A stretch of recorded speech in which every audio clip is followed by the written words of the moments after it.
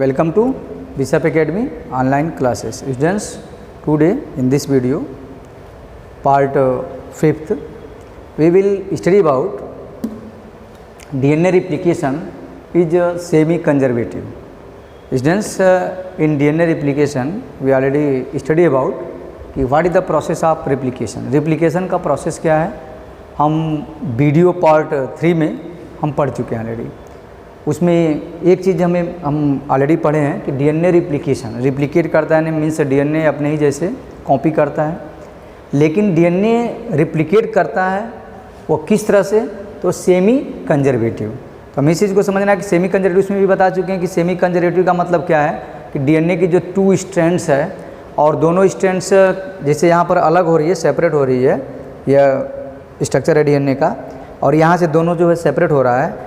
तो semi conservative का मतलब होता है कि हाफ जो कैरेक्टर होता है वो पेरेंटल होता है और हाफ जो न्यूली सिंथेसाइज होता है. मीन्स हाफ कैरेक्टर जब भी डीएनए रिप्लिकेट करेगा तो उसका half character semi conservative. Semi का सेंस होता है क्या, हाफ. कंजर्वेटिव मीन्स कंजर्व रहना, प्रिजर्व रहना. मीन्स उसका हाफ कैरेक्टर हमेशा से क्या रहेगा, प्रिजर्व रहेगा और उसी बेस पर वो कॉपी करता है. सबसे पहले इसको वाटसन एंड क्रिक ने 1953 में प्रपोज किया था, a scheme that the DNA replication was semi-conservative. Means according to this scheme, the 2 parental strands separate and each strand act as a template for synthesizing a complementary strand over it. ठीक है. After completion of the replication, the each DNA had one parental strand.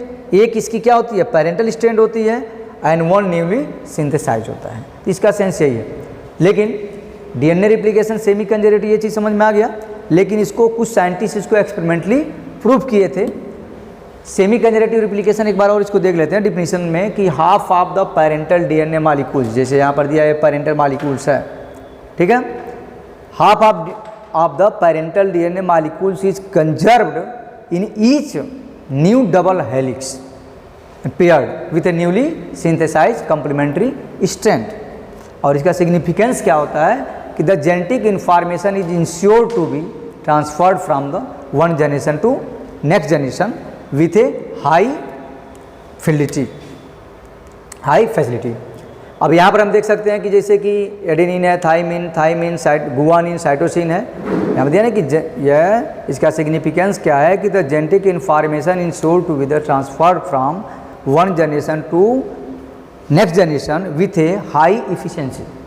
अब यहाँ पर देख सकते हैं जैसे अब यहाँ से ये पेरेंटल मॉलिक्यूल्स है, यह डिवाइड किया मीन्स रिप्लिकेट किया, तो यहाँ पर सेमी कंजर्वेटिव है ऑलरेडी. जैसे अब ये चेन सेपरेट हुई है और ए है तो ए के सामने क्या आएगा, थाइमिन आएगा, और यहाँ थाइमिन है तो इसके सामने क्या आएगा, एडेनिन आएगा. फिर यहाँ पर थाइमिन है तो एडेनिन है, गुआनिन है तो साइटोसिन है, और साइटोसिन है तो गुआनिन है.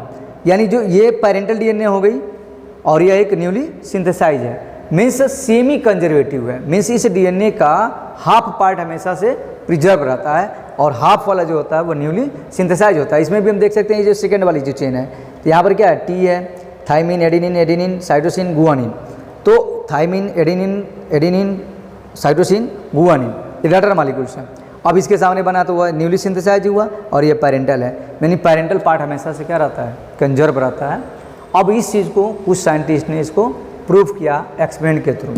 इस मैथ्यू मेल्सन एंड फ्रैंकलिन स्टेहल ने 1958 में अपने एक एक्सपेरिमेंट के थ्रू इस चीज़ को परफॉर्म किया कि DNA replicate semi conservatively. DNA जो है सेमी कंजर्वेटिवली रिप्लिकेट करता है.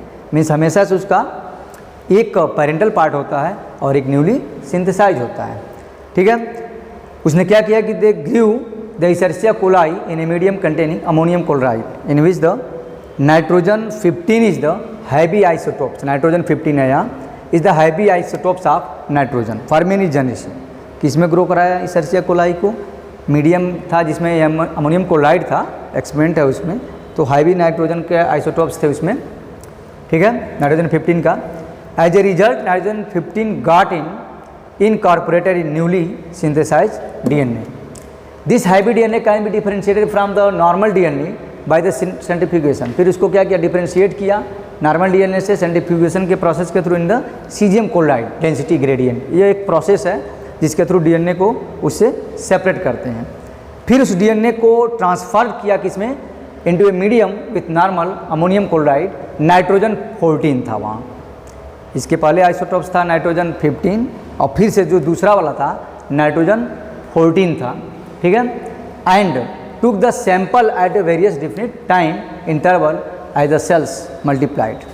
फिर उसको एक्सट्रैक्ट किया डीएनए को उसमें से सेंट्रीफ्यूज करने के बाद से the DNA extracted from the culture after 1 generation of transfer from nitrogen 15 medium to nitrogen 14 medium, और 20 मिनट्स के बाद उसका रिजल्ट देखा तो देखा कि सर्सिया कोलाई डिवाइड कर रहा है। पहला मीडियम लिया था नाइट्रोजन 15 का, इसमें हैवी नाइट्रोजन के आइसोटोप्स वाले थे, और दूसरा लिया था क्या नाइट्रोजन 14, और 20 मिनट्स के बाद से फिर उसको जैसे एक्सपेंड करने के बाद से जैसे डिवाइड कराया तो उसने देखा कि सो एन इंटरमीडिएट हाइब्रिड डेंसिटी उसमें आ गई। दोनों यहाँ पर आया हाइब्रिड जनरेशन फर्स्ट में हाइब्रिड आया, इसमें भी दिखाई दे रहे नाइट्रोजन 15 है, ठीक है। 20 मिनट्स के बाद से ये हाइब्रिड आया है, लेकिन 40 मिनट्स के बाद से देखा है कि यहाँ पर जो है ये नाइट्रोजन 14, 15, नाइट्रोजन 14 और 14, 14 इस तरह से आया है।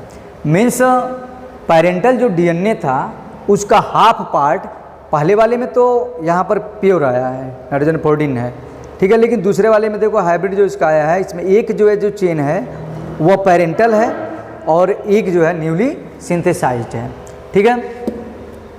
The DNA extracted from the culture after 2 generations after 40 minutes के बाद, अभी उसी एक्सपेरिमेंट में जो हम देखे हैं, so that the equal amount of light DNA and equal amount में थे लाइट डीएनए भी और hybrid DNA, when allowed to grow for 80 minute, जैसे जैसे टाइमिंग हम बढ़ाते जा रहे हैं, it show the more amount of light DNA but the hybrid DNA still maintained itself, ठीक है।